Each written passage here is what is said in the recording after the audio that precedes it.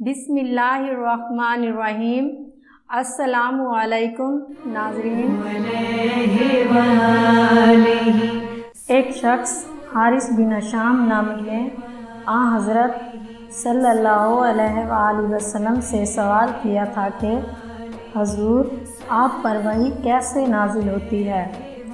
آپ صلی اللہ علیہ وآلہ وسلم نے فرمایا کہ وحی نازل ہوتے وقت کبھی مجھ کو گھنٹی کی سی آواز محسوس ہوتی ہے اور وحی کی یہ کیفیت مجھ پر بہت شاق گزرتی ہے۔ جب یہ کیفیت ختم ہوتی ہے تو میرے دل و دماغ پر اس فرشتے کے ذریعے نازل شدہ وحی محفوظ ہو جاتی ہے، اور کسی وقت ایسا ہوتا ہے کہ فرشتہ بشکل انسان میرے پاس آتا ہے اور مجھ سے کلام کرتا ہے، بس میں اس کا کہا ہوا یاد رکھ لیتا ہوں۔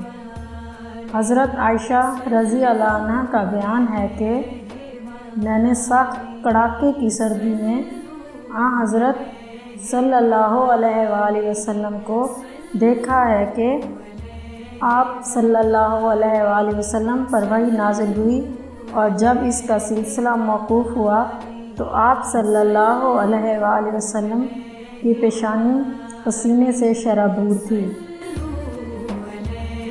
صحیح بخاری حدیث نمبر 2۔